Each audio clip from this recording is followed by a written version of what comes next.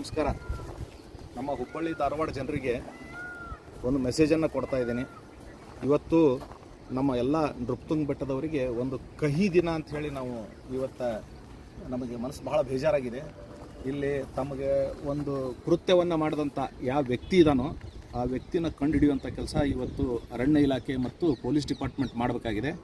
ತಮಗೆ ಇಲ್ಲಿ ತೋರಿಸಿದಂಗೆ ಇಲ್ಲಿ ಪೈಪ್ ನೋಡಿ, ಈ ಪೈಪ್ಗಳನ್ನು ಮತ್ತು ಇಲ್ಲಿ ಅದರದ ಈ ತುಕಡಿಗಳನ್ನು, ಇವೆಲ್ಲ ತುಕಡಿಗಳನ್ನು ಬರ್ತಾನೆ ನಾವು ಡೆವಲಪ್ ಮಾಡ್ತೀವಿ.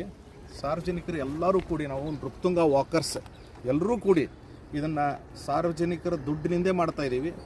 ಇದನ್ನು ಡೆವಲಪ್ ಮಾಡ್ದಂಗೆ ನಾವು ಹೆಂಗೆ ಸಲ ಡೆವಲಪ್ ಮಾಡ್ತೀವೋ ಆ ಯಾರು ವ್ಯಕ್ತಿ ಗೊತ್ತಿಲ್ಲ, ಇದನ್ನು ಪ್ರತಿ ಸಲ ಬರ್ತಾನೆ ಮುರಿದೋಗ್ತಾನೆ. ನಾವು ಡೆವಲಪ್ ಮಾಡ್ತೀವಿ, ಅವ ಮುರಿದೋಗ್ತಾನೆ. ನಿನ್ನೆ ಸಂಡೇ ಇರೋದ್ರಿಂದ ನಾವು ರೋಟ್ರಿ ಕ್ಲಬ್ದವ್ರನ್ನ ಕರ್ಕೊಂಡು ಒಂದು 70 ಜನ ಸೇರಿ ಒಂದು ಕಾರ್ಯಕ್ರಮವನ್ನು ಮಾಡಿದ್ವಿ. ನಿನ್ನೆ 26 ಗಿಡಗಳನ್ನು ಹಚ್ಚಿದ್ವಿ. ಆ ಸಂದರ್ಭದೊಳಗೆ ಹೊಸ ಪೈಪ್ಗಳನ್ನು ಅಳವಡಿಸಿದ್ವಿ. ಇದನ್ನೆಲ್ಲ ಮಾಡಿದ್ದು ಪ್ರಾಯಶಃ ಅವನೂ ನೋಡ್ತಾ ಇರ್ಬೋದು. ಆ ವ್ಯಕ್ತಿ ಇಲ್ಲಿ ಪ್ರತಿ ಸಲ ಇದನ್ನು ಮಾಡ್ತಾನಂದ್ರೆ ಅವನ ಗಮನಕ್ಕಿರುವಂಥ ವಿಷಯ.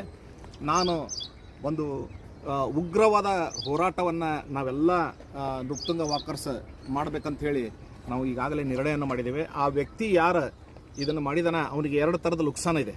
ಏನಪ್ಪ ಅಂದ್ರೆ, ನಾವಿಲ್ಲೇನು ನೃಪತುಂಗ ಬೆಟ್ಟ ಬೆಳೆಸ್ತಾ ಇದ್ದೀವಿ, ಪರಿಸರವನ್ನು ಬೆಳೆಸ್ತಾ ಇದ್ದೀವಿ, ಅವನಿಗೆ ಆಮ್ಲಜನಕ ಆಕ್ಸಿಜನ್ ಲೆವೆಲ್ ಏಕದಮ್ ಹೈ ಇರೋದ್ರಿಂದ ಅವನಿಗೆ ಒಳ್ಳೆಯ ಆರೋಗ್ಯ ಸಿಗ್ತಾ ಇದೆ. ಇದು ಮಾಡೋದ್ರಿಂದ ಅವನಿಗೆ ಆರೋಗ್ಯ ಹೋಗುತ್ತೆ, ಅದ್ರ ಜೊತೆಗೆ ಉಳ್ಕಿದವರೆಲ್ಲರಿಗೂ ಆರೋಗ್ಯ ಹೋಗುತ್ತೆ. ಎರಡನೇ ವಿಷಯ, ಅವನಿಗೆ ಏನು ದೊಡ್ಡ ನುಕ್ಸಾನಪ್ಪ ಅಂತಂದ್ರೆ, ಈ ಪೈಪ್ಗಳನ್ನು ಏನು ಮುರಿದಿದ್ದಾನಲ್ಲ, ಈ ವಿಡಿಯೋ ಇಷ್ಟು ವೈರಲ್ ಮಾಡಿರಿ, ಆ ವ್ಯಕ್ತಿ ತನಕನೂ ಮುಟ್ಟಬೇಕು, ಡಿಪಾರ್ಟ್ಮೆಂಟಿಗೆ ಮುಟ್ಟಬೇಕು, ಮತ್ತು ನಮ್ಮ ಜನಪ್ರತಿನಿಧಿಗಳಿಗೆ ಮುಟ್ಟಬೇಕು.